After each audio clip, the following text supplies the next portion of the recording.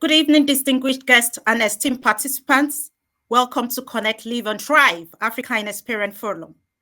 We welcome you today to our highly anticipated roundtable on cultural inclusiveness in children and young people, exploring the complexities and benefits. I am Bumi Olabi. Today, and every 21st of May has been declared by United Nations as World Day for Cultural Diversity. And today, we gather as a community committed to creating a brighter and a more inclusive future for our children and young people. We have a remarkable opportunity to delve into the intricate fabric of cultural diversity and its profound impact on our lives.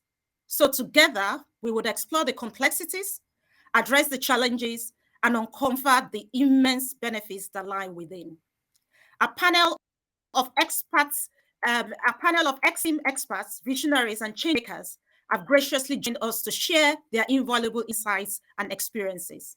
Their collective wisdom today will guide us on this transformative journey, paving the way for a society that embraces and celebrates every culture, every race, every voice, and every individual. So over the next 90 minutes or so, please let us keep our minds open, our hearts receptive, and our intentions focused on the future, which we wish to shape for our children.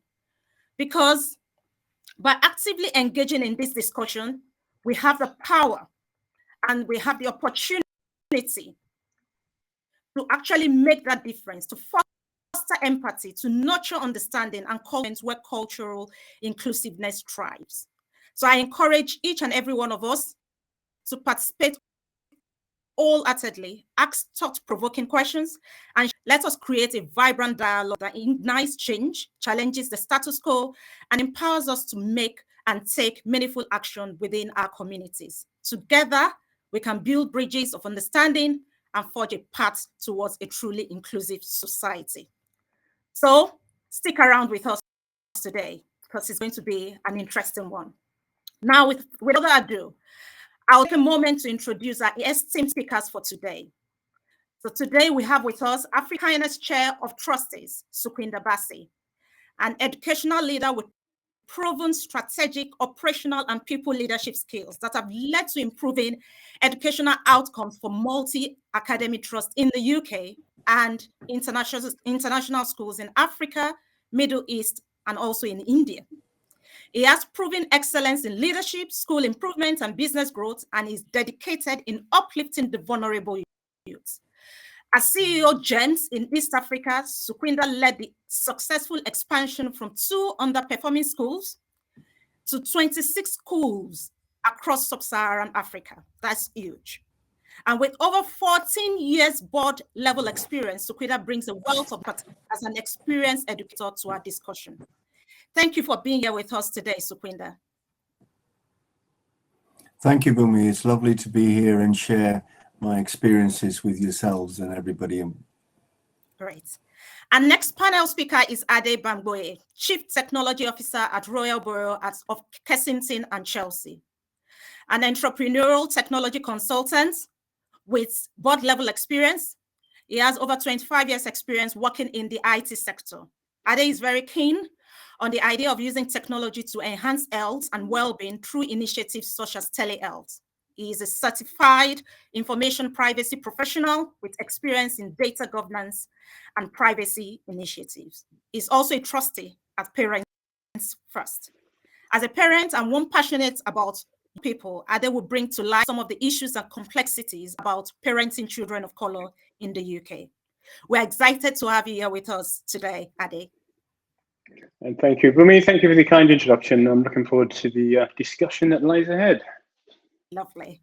Our next panelist is Dr. Eddie Whiffer, Energy Law Lecturer at University of Aberdeen, a Rivers State University and Nigeria Bar alumnus.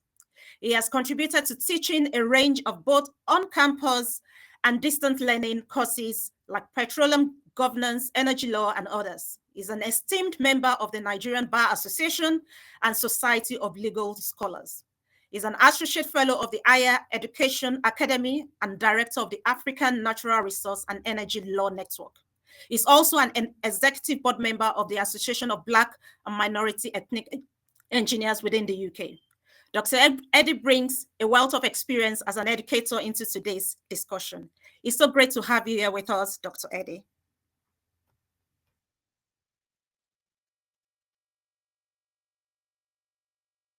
Next up is an educator par excellence with over 30 years of leadership experience in inner city schools, turning around challenging educational circumstances.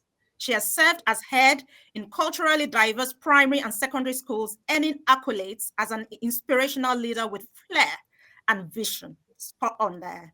She founded the Confident Executive Leadership Program and the Race Charter Mark for Schools, of which a lot of schools have actually earned this mark, especially in the UK.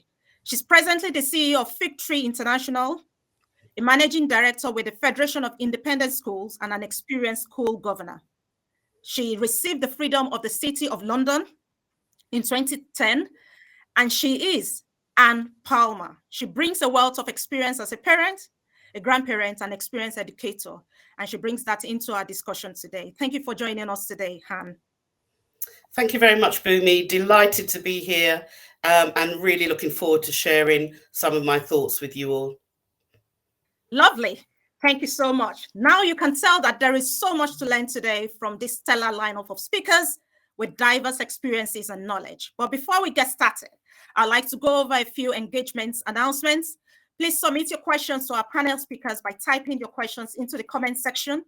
If you're joining from our LinkedIn platform, YouTube, Instagram, Facebook, live platform, feel free to send in your questions at any time during the discussion, and the panel speakers will address all your questions at the end of the panel discussion. So let's get into the discussion of today: cultural inclusiveness in children and young people, the complexities and its benefits.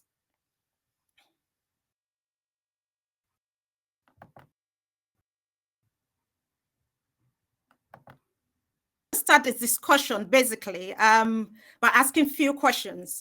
Some of the questions are tailored round about this topic. This is a very important topic. And to start with, let's just break it down a little bit. What does cultural diversity and inclusiveness really mean? And how does it shape our identity? Please, can you just share, anyone feel free to just share, what does cultural diversity and inclusiveness, what does it mean to you? Bumi, I think it's has multiple levels. Starts perhaps with the way that we see the world, how we see each other, what people look like, and then it goes a little deeper in terms of how we consume the world, the food we eat, the music we listen to, the art that we reflect upon, the clothes that we wear. And human nature is to look at the differences and the similarities, and then we form opinions based upon what we see, what we consume, and then that in turn shapes the way we view the world and therefore how we interact with it. And in many ways it's about seeing what connects us rather than what separates us, so that we can build those relationships with people, just to start the conversation going. Absolutely, and I love that phrase that you did mention, that we should look, we should look at what connects us rather than what separates us. Thank you so very much for that contribution. Anyone has any other contribution to add to that?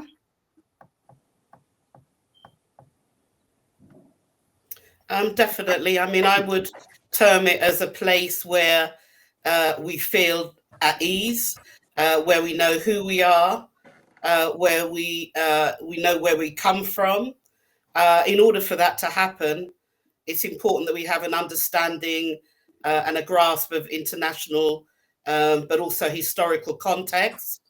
But it's also a place of peaceful conflict, because as human beings, we will all go through certain stages of our life, but that level of understanding is part of that journey.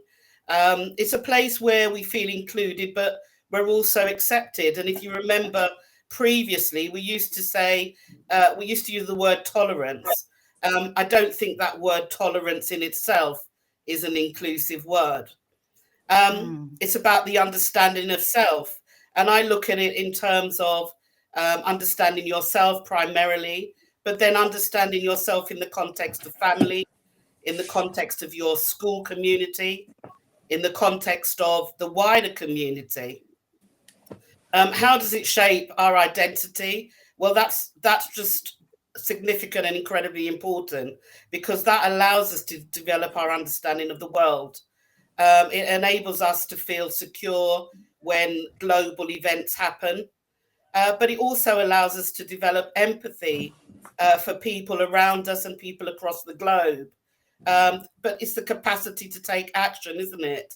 We can have empathy, but empathy without knowing that we've got the skills and the intelligence to move forward and take action is important. I think also that having learnt about different cultures, it gives us that opportunity to learn about different cultures, because we know that that enriches our own life experiences. Different, as Sukhvinder said, different languages, different religious experiences, different foods. It enhances who we are. It enhances how we develop as human beings. Absolutely. Thank you so much for that contribution. And just picking on what you've just mentioned, I'll just try to, build a context here, and then probably you help me out with the next question. So we are in a multicultural society in Britain. Britain itself, as you know, there's been a lot of challenges, especially within the country. We have a lot of immigrants, coming in, settling with diverse range of, ethnic and cultural and religious background. And most of these things have generated, sometimes into public debates. We've had public debates that have emerged on how to balance cultural diversity with social order, integration, and identity. And there's been a lot going on within our society, especially on the local level, in schools, council, to seek to respond to some of the ethnic, cultural, and religious mix within our communities. Sometimes some of these things are accommodated. Sometimes it results to conflicts and a couple of issues. And that's one issues that children and young people are growing up in. That's the context in which children are growing up in. So the challenge for children is to navigate this complex and challenging landscape of culture, which obviously has a significant impact on their sense of identity, belonging, just as you've just explained. So in the UK, where are we at when it comes to cultural inclusiveness? Yeah, different places within the UK, which brings beauty into our society. But when it comes to inclusiveness, where are we at in the society? Anyone wish to answer? I think it depends on where you. Yeah, so I think it depends on where you are in the UK geographically. I think it depends on where you are professionally or educationally, in terms of which university you go to or which schools you go to, because it is a very different picture, kind of right across the UK. In some towns, for example, which are very multicultural, there's probably less inclusion. To me, at an individual level, inclusion is about being kind of 100% comfortable with wherever you happen to be, and it's with the people around you, with the environment you're in, kind of irrespective of whether you are a minority in that environment or not. So if you're asking the question, kind of where are we? Yeah, you have to break it down to different levels. And I suspect that, if you look in the media, if you look in sports, for example, nowadays there's probably more inclusivity. If you look in some areas of, government, the legal profession, it's pretty close to zero. You have, kind of people going into those professions still having been in those professions for 10, 15, 20 years, feeling, kind of uncomfortable when they walk into the room. And that is not inclusive at all. Whereas, I know when I was growing up, for example, the thought of going to a football match was abhorrent, because you'd been a minority, but now obviously that's all changed. So I just think you have to look at where you are in society to understand where there isn't a single picture of where we are in the UK. Absolutely. So that generally means that there is still much more to be done in our society from what you've just said. Thanks for sharing that. Yeah, yeah, absolutely. Yeah, continue, please. No, I've finished. Okay, great. Right. So I would like to bring it down to the educational system now. Lots of children in schools, and I would like to understand the impact of cultural diversity and in education. So my next question will go to Han. From your experience as an educator within the UK, how can cultural beliefs affect children's behavior in the classroom? How does that affect, the behaviors of children within the classroom? That's a very big question indeed. I think looking at the educational landscape as it stands, there is a lack of understanding of culture. What culture actually means in the UK is not clearly defined. Sometimes there is a lack of interest. Sometimes there is over interest in trying to define what is different and what is the same. I think some of the signals that we get from children can be very overt, and others can be very hidden. Things like how students dress, for instance. We know there's been a lot of dialogue recently about hairstyles, Black and ethnic hairstyles. Should that become a contentious issue in school? Sometimes we get schools laying down particular rules, reinforcing rules that are not in favor of, surrounding themselves with knowledge of where the hairstyles may come from and the impact of simply sanctioning children that don't comply. I think also that, there may be behavior issues in the classroom because of low expectations. We know that children from ethnic Black backgrounds generally start ahead of their peers when they start school. But with some particular groups, they fall rapidly behind. We also know that there is research out there about how children from a diverse background can be treated. There are particular recent episodes around things like treating children as adults before their time, how Black girls can be seen to be adults before their time and are perceived to do that. So, they call that adultification. So there are things that parents need to step in on to ensure that there is a level playing field. But unfortunately, there are also examples of, behavior is very cultural, isn't it? Yeah. But we find that some teachers fear students as they grow bigger, as they grow bolder, as they grow taller, and teasing that out with our education teachers, leaders, I think is important. Unfortunately, I don't know whether we are particularly winning on this one in terms of behavior in the classroom. I think there are really excellent examples, but sometimes not. And where there is not, children misbehave and resort to things like criminality. We know that the involvement in things like county lines is more prevalent with diverse communities. But also, we know that research says that children from an ethnic background are more likely to be short-term excluded or even permanently excluded, 40 times more likely to be permanently excluded from school. So we've got to be really careful that schools are listening. We've got to be careful that we are working with parents to ensure there is understanding on both parts, because we know that when children are valued, they thrive. Absolutely. We know when they listen to, they enjoy coming to school, and particularly when their views are taken into account. So so behavior in the classroom, that just gives a kind of snapshot of what can go wrong. But of course, we know that there are some really excellent examples also.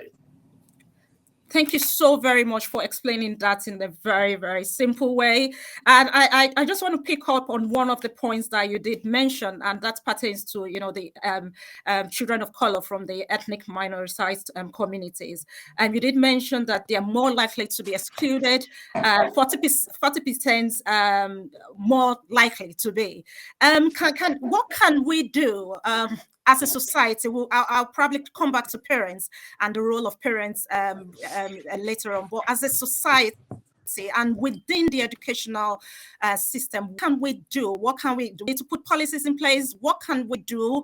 Or is it that the policies available at the moment and are probably not, offering the required support? What can we do as a society and within the educational system to address some of these issues that has a huge impact on children and young people?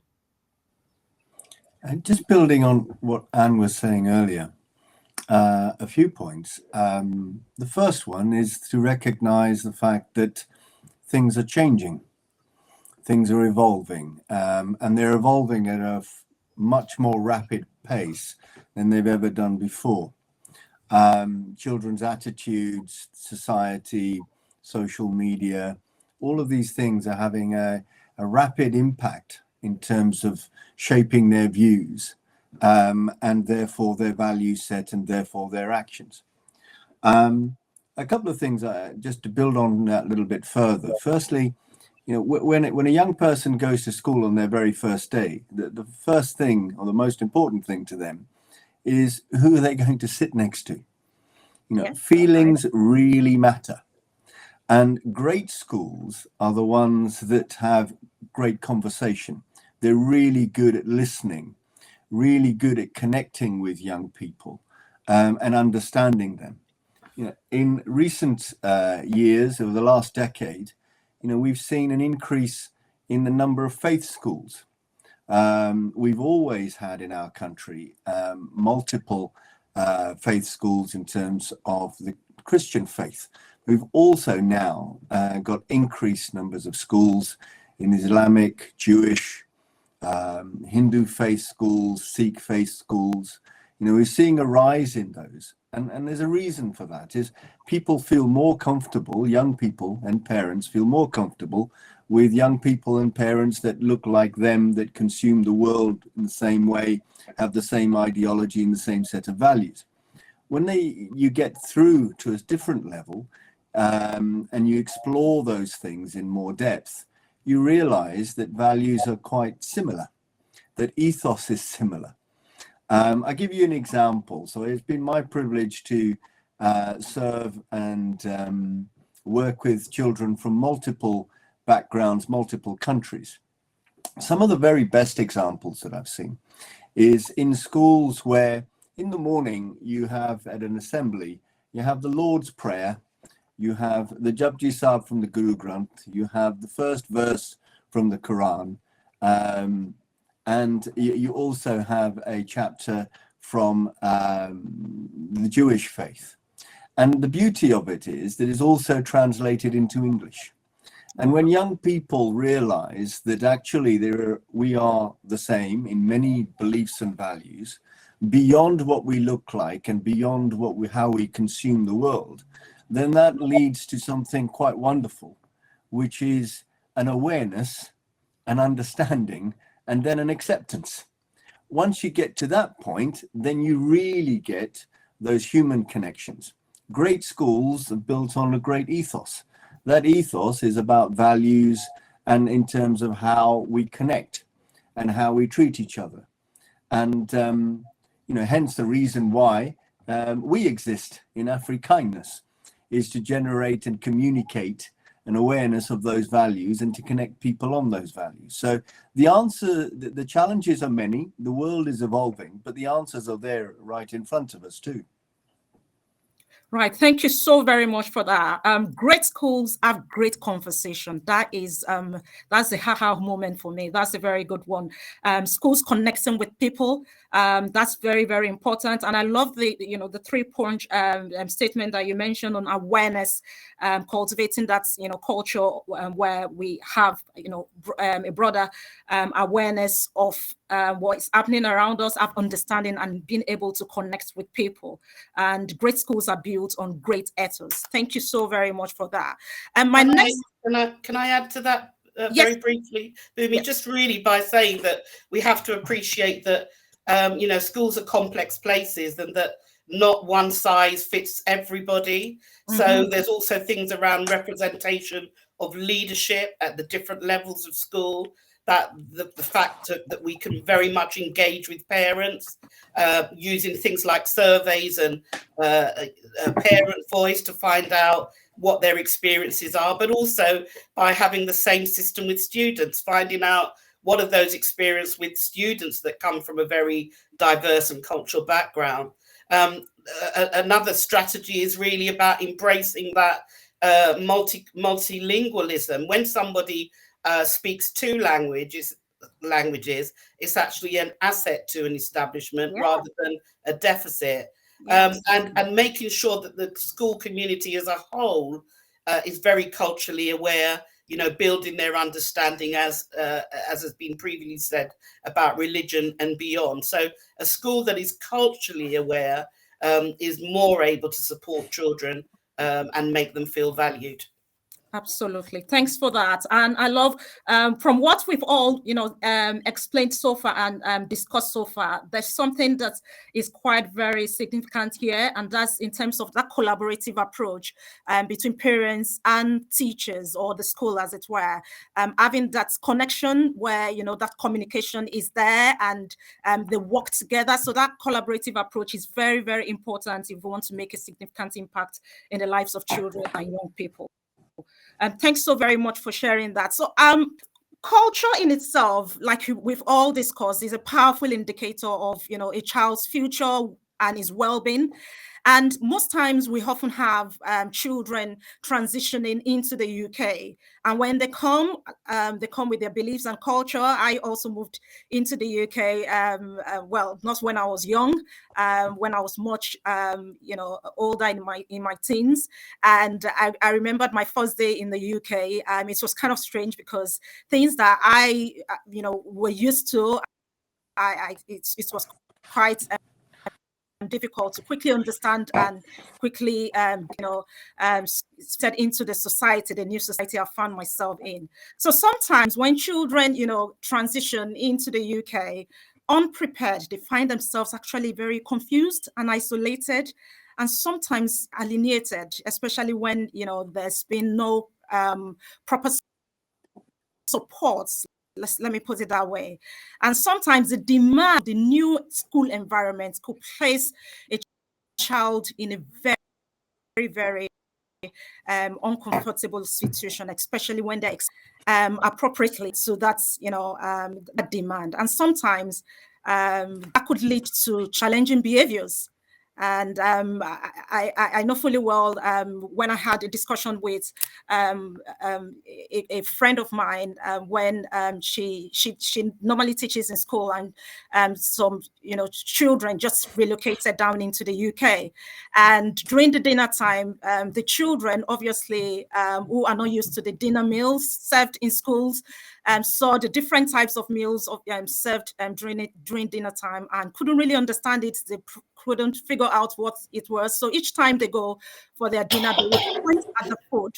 So point at the food and, to request for what they want. And obviously the school, probably the people who serves didn't find that very funny. They felt that was quite rude to, point at, food to make a request. But the truth of the matter is, at that point, the children actually didn't know what the names of the food being served at the dinner table was. And so the best way of communicating was just to point at, what they wanted. So there was kind of, like clash in terms of understanding that particular situation. We didn't go very well with the school authorities until they got to know fully well and understand where the children were coming from. So that brings me to my next question. how can we address these cultural issues in classroom and support children, one, who are transitioning into the UK, bringing in the cultures and beliefs that they've lived with for years? How can we support this kind of children to really settle in and such that it won't have an impact on their learning in schools? And then also, how can we support children, obviously, who have gone beyond and it's resulted into challenging behaviors because of the cultural issues and the issues and the confusion that they found themselves in? What kind of support can we give to those kind of children? Dr. Eddie, do you want to help me out with that question? Yeah, I mean, absolutely. It is a fantastic, really, really useful question there, because there are two sides to it. So you might have a situation where you have, both parents and children transitioning and coming into a new environment like the UK for the first time. But you could also have a situation like myself, who, came over to the UK and had my kids here. So the kids are more familiar with the system that they've been born into than I, who grew up in a completely different system. And sometimes when my daughter says things from school, I'm like, okay, could you just explain what you mean by that? Because I haven't come from that background. And I'm sure my students, teachers will be frustrated by now, because I always call to ask questions for things that are not clear. And in that sense, you see that it could be a challenge, both ways. And I give you an example. You talked about food.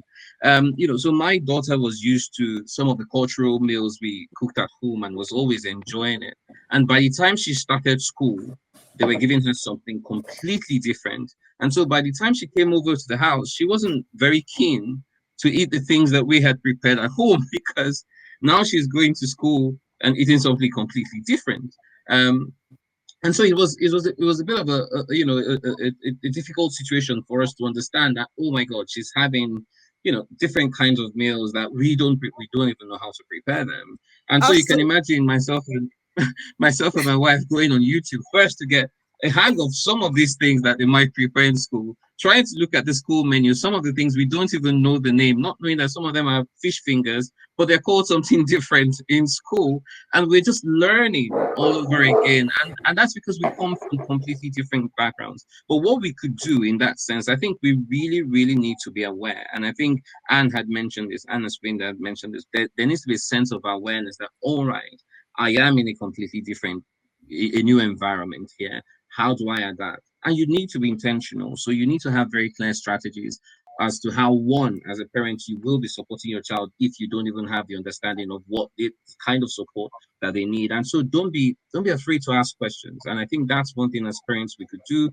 Ask lots of questions. I remember asking a question saying, can I have my daughter's curriculum? I need to know what the kind of things she's learning so that I can support her, because I come from a different background where different things were taught at different stages. And I think as a school, they need to be more open in the conversations that they're having with parents. Some schools tend to make certain assumptions that everybody knows or everybody understands, and that's not exactly the case. And in this sense, you find it that it's really, really difficult for both the schools and the parent, because there's a miscommunication. We are thinking certain things and the school is making certain assumptions that we know when we actually don't. And in that sense, I've always been really intentional and at least maybe a bit more proactive, which I think is really key, being proactive, going over to school. Some of us don't want to, you might not want to be in the parent teachers meeting and all of those sort of things, but you need to go there to be part of the conversation. And some of the conversations we've had has led to some positive results. I think another thing that is really crucial is that schools need to start finding ways to accommodate cultures and differences. And I mean, there's some efforts being done, but it's not to the extent that we want. And there's this stereotype that for example, if you're black, then you're all from a certain background. And Yes. that's not the case. We're, even as Blacks, we're completely different as well and coming from different backgrounds. And I think that's something that needs, schools need to be aware of. So I think, one, we must start from being intentional. We must start from being also very proactive. We need to communicate more, never get tired of that communication, because I think it's key. And we need to be a lot more forgiving, even of ourselves, because sometimes I try to I feel I'm too hard on myself, because there are certain things that I also have known that I don't. And that's because, I'm from a background where, we were raised differently, and we're, we did things a lot differently. And I'm in a background where my child is born into this environment, and that is all she knows. So we're both learning, in this sense. And sometimes you need to be more forgiving of yourself. Those are my thoughts.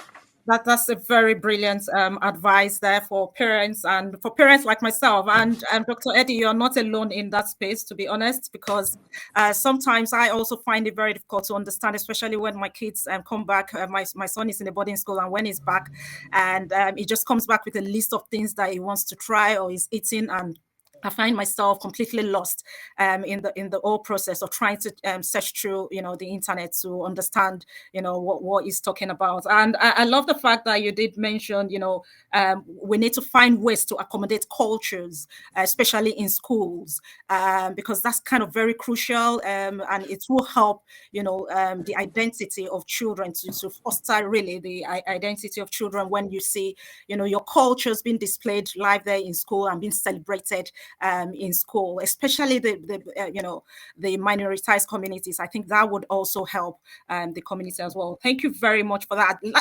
Just picking up on what you've just mentioned now, I would quickly want to ask questions around, the parents and now parents. From all what we've said so far, parents play a significant role, and obviously every parent, when you come into the UK, you, like I did say, you come in with your culture, and you want that culture to be retained and passed on, from generation to generation. So I've come from Africa. I really would want, and I grew up in Africa, so there's a lot about that cultural background in me, and I find myself trying to pass that on to my son and my children, whether they like it or not, in a way, trying to pass that on. And I think that's what most parents would want to do, because it makes, it gives that continuity. You want your cultural heritage and history to be continued and passed on from generation to generation. And sometimes that could lead to conflicting issues, especially when children are growing up in the context of a new cultural society. So they're living in the UK now, they're learning the new cultures, and they're getting used to it. My question is, how do you create that balance? And sometimes we as parents, we struggle with that. And I will speak for myself. We try to struggle with trying to enforce, our culture on our children, because we want that cultural heritage to be sustained. We want them to learn the language, and we want them to eat the food. We just want that old culture to be sustained. And you have children who are picking up new cultures and want to learn new ways of doing things and all that, I think. But how do you create that balance? What advice will you give to parents, especially in making sure that they create that lead to clashes, cultural clashes at home and within their environments? Ade, can you probably help with this question?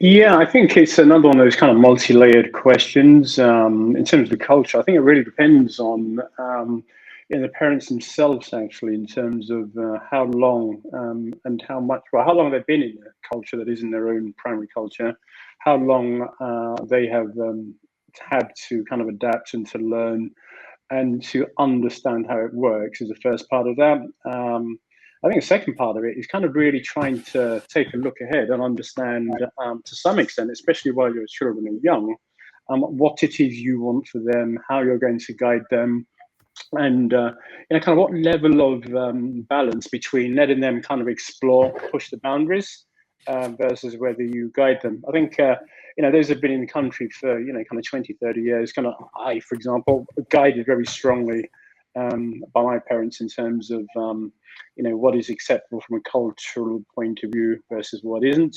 I think the newer generation, we've got younger kids, I think they're learning a lot more from social media, from their friends at school.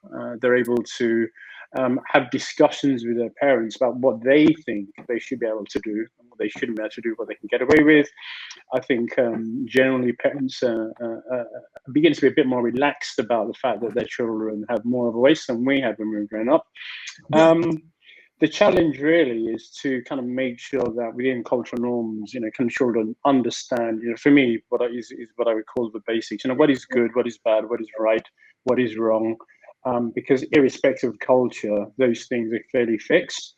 The cultural dimension, to some extent, requires also parents to look deep within their own cultures and really kind of distill it down to what is really important for them. Is it important, for example, that your children can speak the language and understand the language so they can pass it down to the next generation?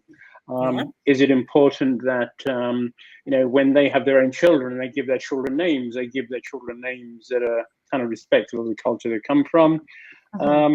It is all of those things, and then trying to effectively have conversations with the children as they're growing up, so you kind of articulate what's important to you and have discussion around those. There's a lot of stuff on the periphery. The Nigerian culture, very religious, for example. Is it important if your children don't go to church just because you do? Those sort of things you can kind of set aside and really focus on the essence of the culture. And I would say, in terms of avoiding clashes, then just focus on what's important and have discussions around those, and just kind of let everything else, subjugate it to some extent. Because I find a lot of people tend to take the culture holistically, and it's every aspect of the culture they want to protect, and it's every aspect of the culture they want the child to adopt. And when the children are not in the culture from the heritage, it's just not going to work. And parents themselves have a difficult balance to, I would say, in some senses, to make a sacrifice and just kind of effectively accept that their children are going to have part of the culture, but part of another culture.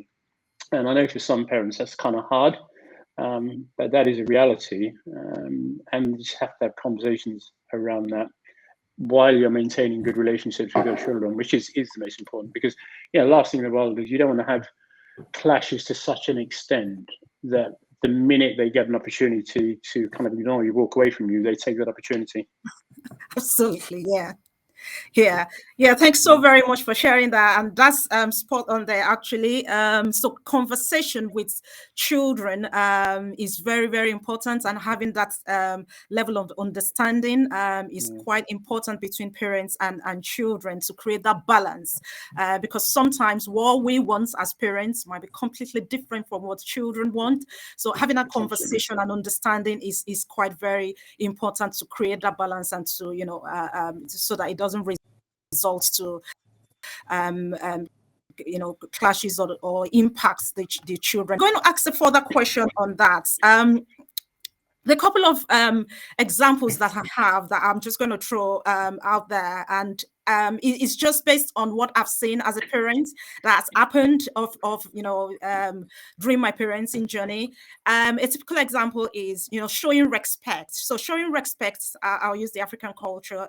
Showing respect in the African culture means you do not look directly into the eyes of an adult. So when another adult is, talking to you, you look down a little bit, not directly, because that's kind of very disrespectful. Whereas in the UK, when it's, an adult is talking to you, expected to look directly, because that's a show of confidence. You know what you're saying. They want to build your confidence level, and they want you to look directly into their eyes. So that's one typical example of some of the clashes children may face. And I've been in that situation where I found my son in that situation where I was a bit confused on how to manage it myself, because I've had reports saying, oh, your child is not very confident because of this. And then when I really, really drilled down to understand what was happening, I realized this has got to do more on what I, as a parent, has probably told him at home,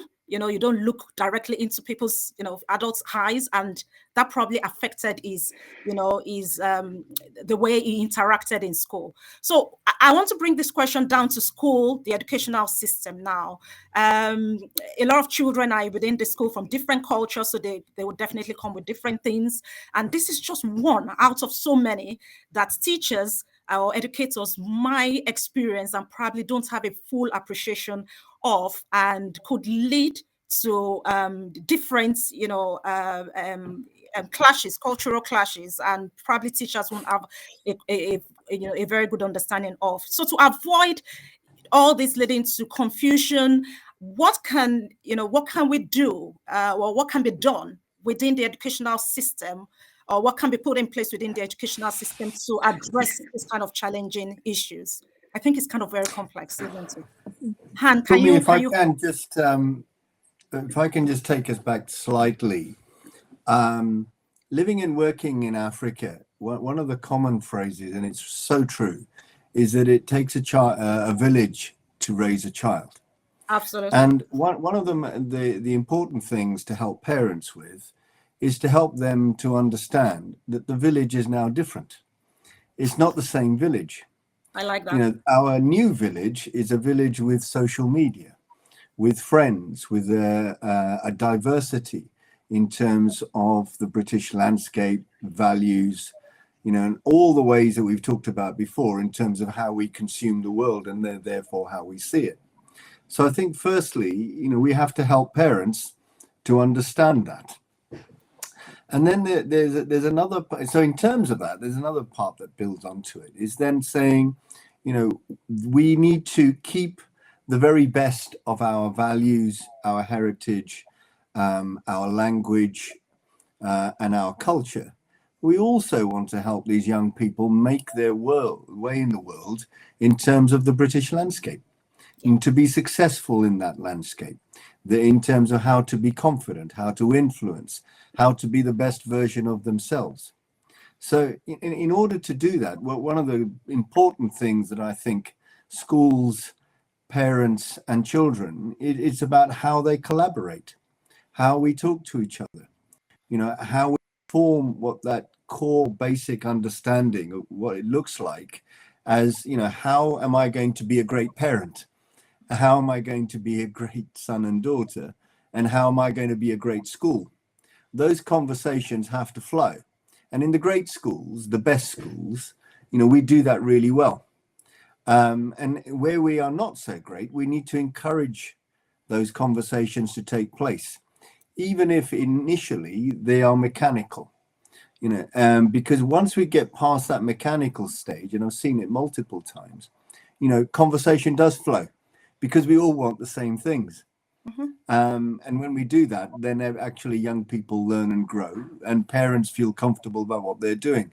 It's when we create those barriers of lack of understanding that actually impacts the development and growth and the ability to thrive that every young person deserves.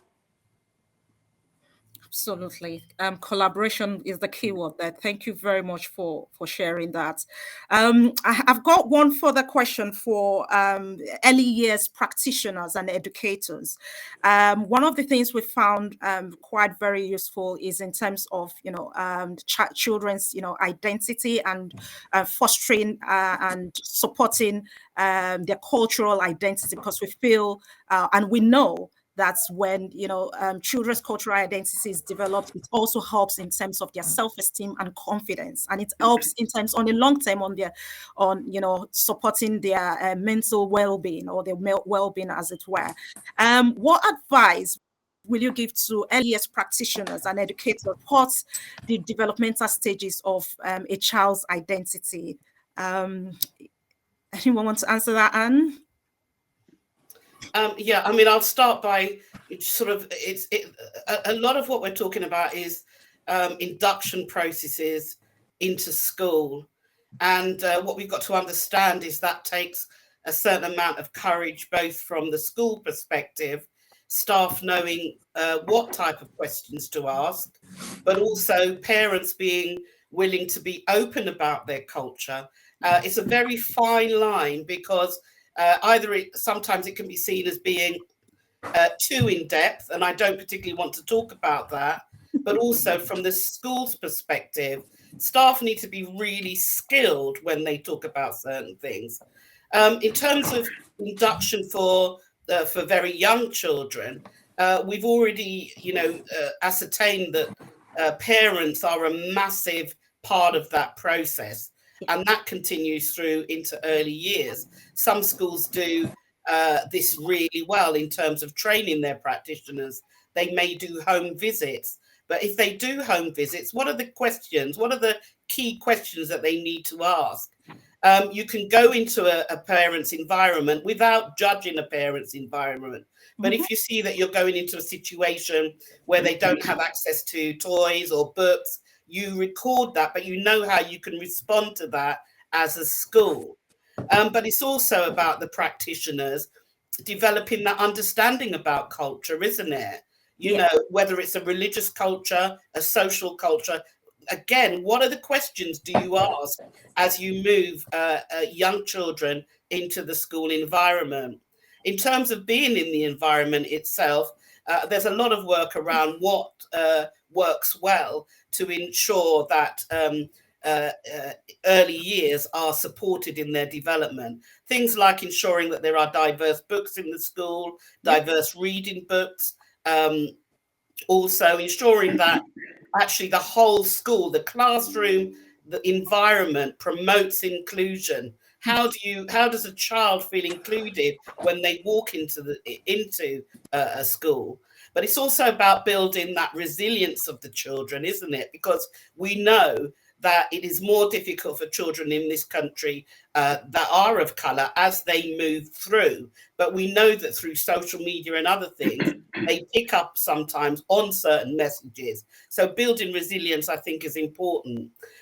Building that sense of belonging and challenging when there are negative behaviours around, coming from other people, around cultural inclusion. I think a key area here also, because we are in an environment where, we are taking in refugees, we're taking in asylum seekers. There is a safeguarding aspect for me, which I think is really important in the early years and beyond, because what we're finding is that refugees are relocated all over the country because of housing situations, and that can be really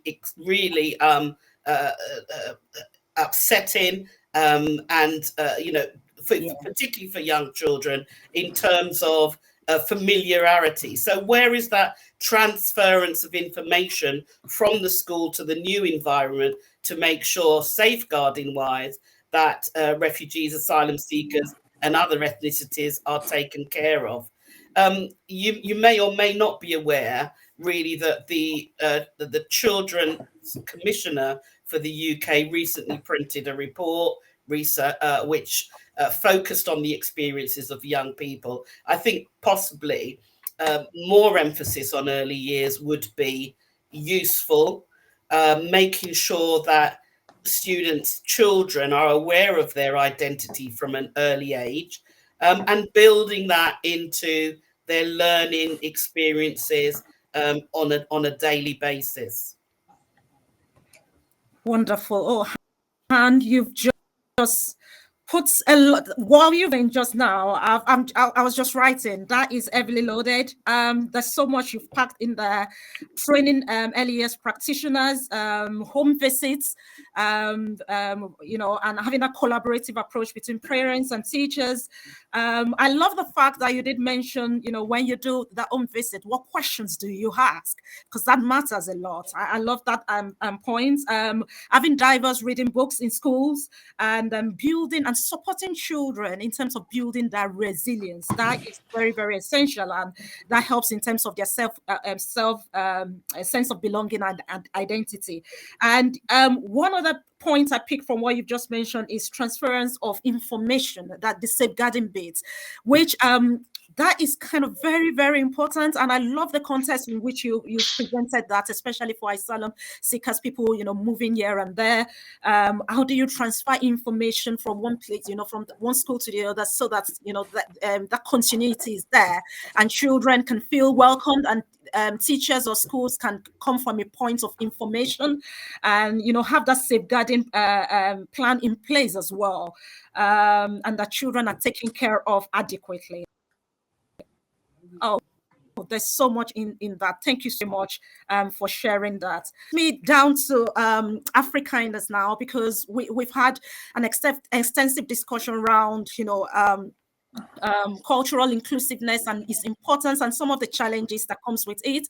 We've talked around children, the identity of children and why it's important to, foster that at a very early age, because it helps in terms of that positive sense of pride for children, and it helps in terms of their well-being. So this is specific to what Africanness is doing, because I know one of our mission in Africanness is to foster positive racial identity development and promote kindness in children and young people. So this discussion is kind of very, very, very strategic and very key to the overall mission of Africanness. Can you, as trustees, can you please share, throw more light into some of the things that Africanness is looking at, some of the activities that Africanness is looking at, both for children, for parents, and for schools, and how do we intend, to achieve this overall mission, which is kind of very huge based on the discussions that we have had today?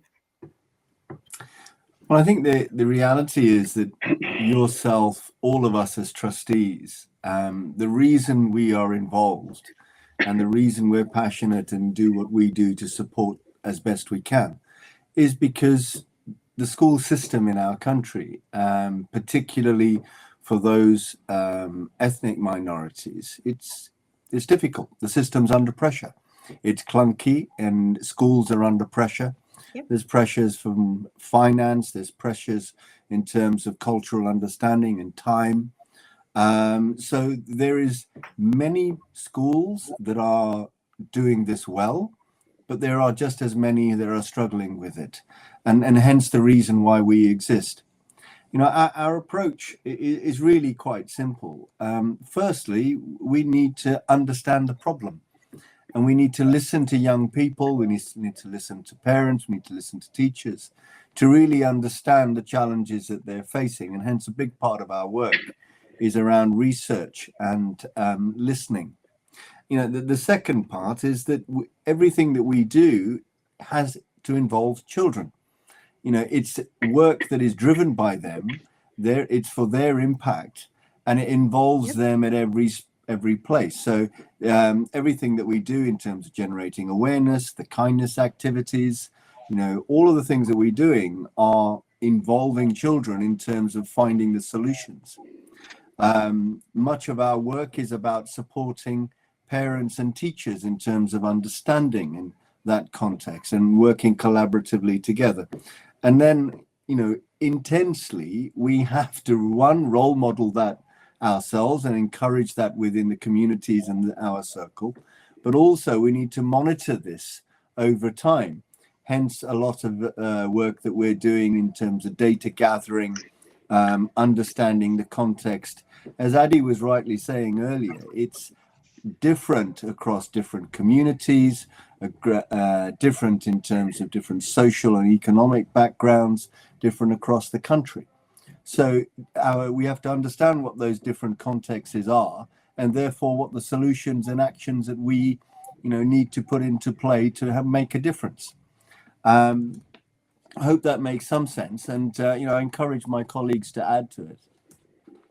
Yeah, I would add to that, just picking up on things you said around the kind of data and information. Obviously, my particular interest in life is technology. It is about data, how we can use that to develop policy, drive advocacy, and all those sort of things. So, as Sukhvinder says, we're in the process of collecting a lot of data, just really to understand where the pressure points are, what interactions we can deliver, and the results of these interactions. And obviously, given the way that the technology is today and the technology that's available to us, we can kind of do that pretty much in real time. So involving kind of children, involving parents, involving communities is part of it. Looking at the data and the interactions that come along with all of that is really important and going to be very important going forward, and should help us to kind of drive or increase the pace at which we can make positive impact. Fantastic. Yeah, go ahead, please. No, I was just to add, yeah, and I think, this has been mentioned. It's just really about finding, the kind of research that informs the work we're doing. So, it's Afrikindness, and sometimes we do a lot of things because it's nice to do them. But we've also found out that some of the work is also informed by research, and that research needs to underpin the activities that we're doing. So from child psychology to child behavior, all those sort of things. There's a lot of research in the background that informs the work of Africans, and I think it's really essential that we mention that. And those will be, either influencing government, legislation, policy, both locally in the UK, but also even in continent Africa. Absolutely. Thank you very much for that. The work Afrikindness does is not just within the UK, it also extends to Africa as well. Can you just share more light into what you're looking at achieving in Africa, and to what extent are we looking at driving some of the activities in Africa? Absolutely. So in a sense, on one hand, we're based here in the UK, but we're all coming from parts of Africa, and in a way, we think that there's some level of influence and support that we would be able to give, to the activities back there. Not necessarily trying to do everything at once, but we're really trying to be strategic in informing government decisions, trying to identify things around even the child rights. I think this, that's an area that we could push a lot of conversations around and influence issues around child rights, child labor, all those sort of things. So it's kind of the research we do, and hopefully we can make the needed impact. Lovely. Thank you so very much for that, and putting it in the right focus on what Afrikindness is doing within this space. Thank you very much, our lovely panel speakers. I want to quickly just call on peace. We've got at the moment in the studio with us a few members of the audience who have been given opportunity to share their views based on what has been discovered what has been discussed so far. So I'll start with Peace George. You've been listening to the conversation, to the discussion. What has been, the ha-ha moment for you? Oh, wow. I mean, it's been a lot of things, really. And I can totally relate, but, it's all of the things that have been said. Being an author myself, all the books that I push out, I make sure that we have Black characters in it, so I know how this can affect the children. And like I said, it's all that has been said, but really, the one that really, and I'm so humbled here. First of all, let me just thank everyone. Let me just thank everyone here who has been speaking for a while now. Something just hit me, when Anne talked about adultification.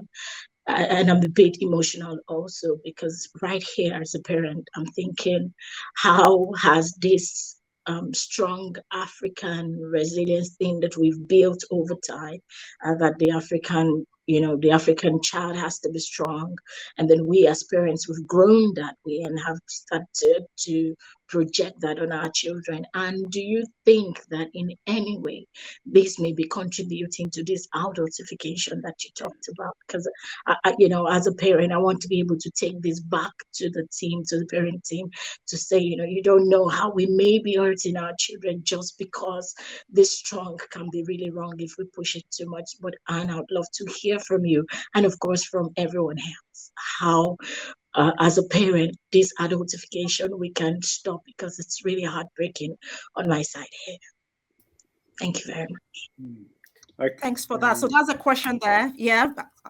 I can resonate with that, actually, because I'm quite liberal in terms of I've brought up my daughter, but I can definitely recognize the adultification theme in the sense that growing up, we've always said, look, it doesn't matter what the hassles are, it doesn't matter what the trouble is, you just have to get on, you have to deal with it, you have to find your own way of dealing with it, because this is the society you live in. This is how it's going to be. And every time you find an issue or a problem, whether it's a school or a work, you just can't keep running back to your parents to sort it out, because we're not going to be there around you all the time, because that's how kind of myself and her mother brought up to a large extent. We have relaxed a lot recently, because a couple of incidents whereby we found she was struggling with various things, and it really took a lot to tease out of her what the problem was. And it just turned out that she was in a situation where she didn't think that she could come to us, because the issues were too trivial, and that she felt that she needed to work them out for herself. Of course, in this day and age, what that means is talking to friends, looking on TikTok, looking on social media. And once we discovered that is where she was going to resolve that, we just stopped. So I think it's really incumbent upon us as the older generation going forward to be a lot more open, a lot more supportive. Part of the challenge there, though, is as you know, kind of as a community in this country, I find a lot of us end up spending a lot more time at work, disproportionately to people in native to the country, because we feel we need to do that to prove ourselves, to get on to learn. And I say that from the perspective of my wife, who's a teacher. She's been a teacher for 25 years, and she sees that all the time. She can't engage with the parents to the degree that she would like to, because they're either always at work doing a first job, a second job, a third job, or something, which means they are not there. So the children are having, to a large extent, bring themselves up themselves, and that's where part of this comes from. I think we have to find a way of making that time. Oh, thank you very much. I think Anne wanted to add to that. I think Yeah, I was going to say, you know, that ethnic parents cannot live with that guilt factor. We do the very best that we can for children. Children within our own families and children wider afield. And I think sometimes in society, it takes a particular event, a catalyst, an event to move the process forward even faster. I'm not going to talk about which event we're referring to, but that has led to statistics for the first time being put in the public arena, the public forum, about stop and search, about how many young black children are strip searched and so forth. And it's leading to education, both for ourselves, but also for those that are involved in the process. There is new guidelines about whether a parent should be present, looking at those statistics. So we have put the lens on particular issues that are prevalent and concerning for us. And I'm pleased to see that action will come from that. But we don't ever stand down as parents. We keep standing up and we keep speaking about the influence of what we do, social media, and those people in authority that can instigate change. Thank you very much for that. And thanks, Peace, for raising that important question. Thank you very much for that. So I'll go around our panel speakers, take any last final words of advice for our audience this evening. We've got educators, we've got parents listening to our conversation today. Any last words, final words that you would just want to drop out there for? I'll start with Sukwinda, if you don't mind.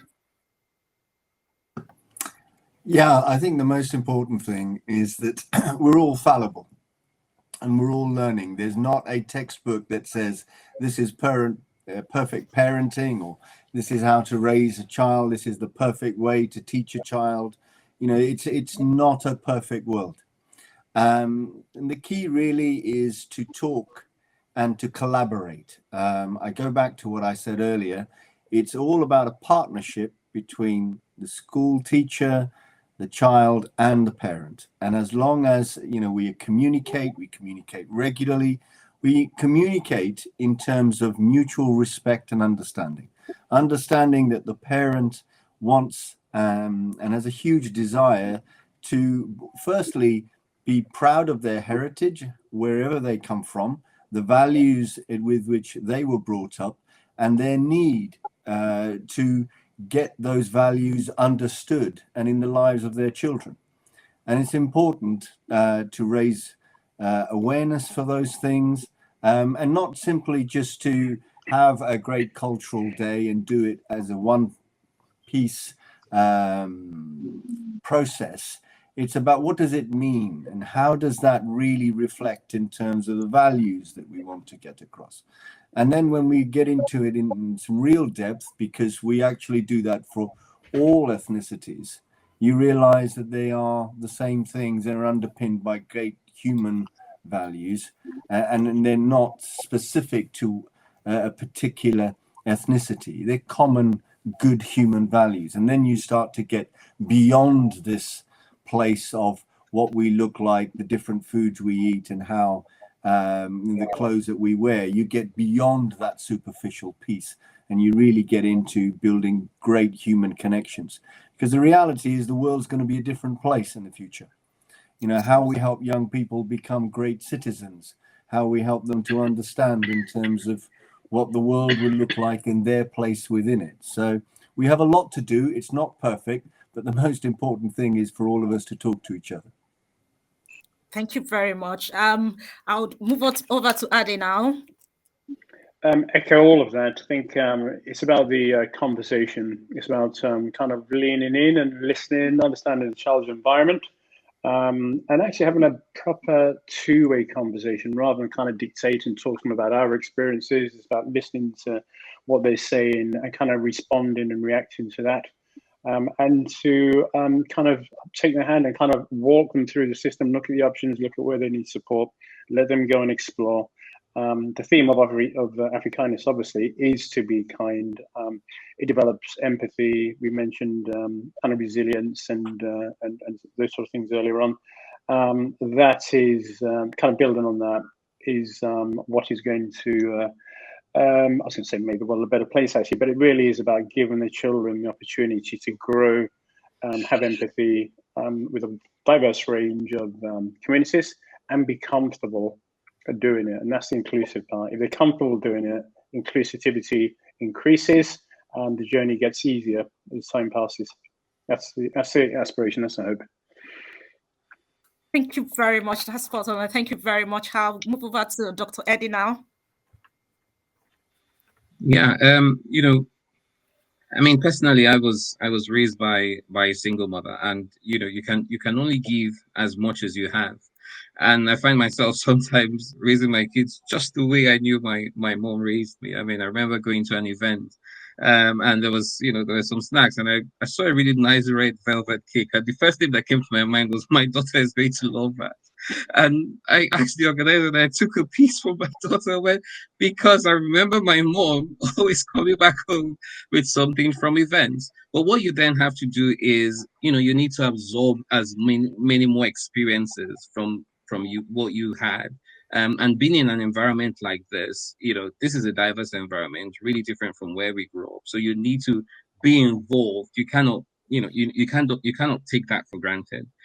From the level of schools and institutions, we need to decolonize the curriculum in some sense. Try to use other examples that that you would ordinarily use to to reflect the culture and background of the students that you're teaching. As parents, like I said, we need to forgive ourselves, and it's being part of Africanness is also a learning experience for me as well, because this is me trying to absorb the things that I don't know and just learn through the process and grow. And as long as we continue to be open, continue to forgive, continue to accommodate, continue to learn, I think it can only get better.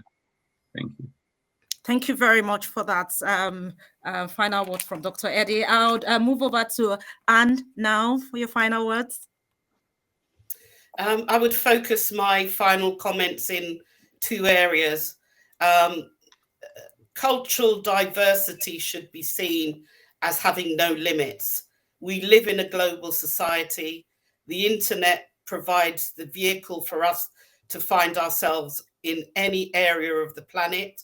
So there's no reason that our children should live in ignorance and not know about what is happening around them. But that also enables them to view when things go wrong around the world, how they can impact and how they can do something about it. My second point has to rest on leadership. And where does the conversation take place?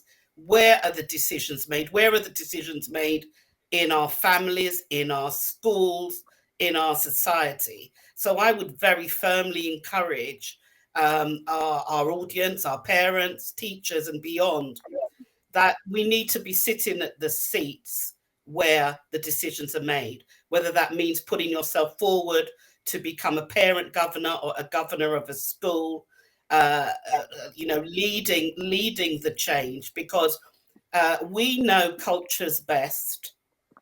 We need allies, most certainly, but change will only happen if we are part of the change and we are the change makers themselves. So we can't complain if we are not willing to step up into a leadership role of some description to say, okay, I'm here and I'm going to be the voice for some of the children that belong to us. Right. Thank you so very much for that. That is very spot on. Thank you very, very much for those final words. Well, I've definitely found today's discussion insightful and informative, and I hope you all have too. Thanks so much to our panel speakers. Well, that is it from us today. But before we go, I would like to let you know our next line of events for parents. Our next webinar will be in June, and the topic will center around online safety for children and young people, because we know that's one of the pain points of parents as we try to keep pace with the ever-increasing technology within our society. So we'll be focusing on that in June. We also have a parent webinar coming up for Africa as well. So stay around with us on our social media pages, so you get the latest updates on our events. Also, join us as we engage experts from across the globe to discuss the latest resource and address some of the lingering issues that affects children and young people. Also, feel free to check our parent web app for further details and register to be part of these discussions. I'd like to say a big thank you to our esteemed panel speakers for a brilliant, informative and engaging session. Thank you for joining us today, and thank you to our wonderful audience out there for attending this panel discussion today. So my take home today is from the discussion today, which has been very, very great, is I'll just pick on what a final words. Cultural diversity should be seen as having no limits. That is very essential. And by focusing on cultural inclusiveness in children and young people, we tend to raise awareness of the importance of diversity in our education system. Awareness and understanding is very important. That was, that we talked about over and over during this discussion. And one of the other key points for me is collaboration between parents, the child, and the teachers is very important, very essential to promote mutual respect and understanding. I love the words from Suquinda that says, great schools are built on great ethos. And the words from Dr. Eddie's that says, as parents, we need to be intentional, we need to ask the right questions, and we need to have that two-way conversation with children. And Ade had mentioned that we need to give children the opportunity to grow and learn and thrive in the community where they are. And in so doing, they're able to, not only understand and build that, social interaction within the community where they are, but they also find find a way to balance and build on their cultural identity as well. And we know fully well that by promoting cultural inclusiveness, we can help children and young people to develop that strong sense of identity and support them in achieving their full potential. So as parents and educators, we actually play a very key role in building the cultural identity of children and young people, educating and supporting them to thrive and grow in a multicultural society. That is it from us today. Let's not forget to connect with one another, to live our best and thrive as parents. Have a very great evening, everyone. Thank you.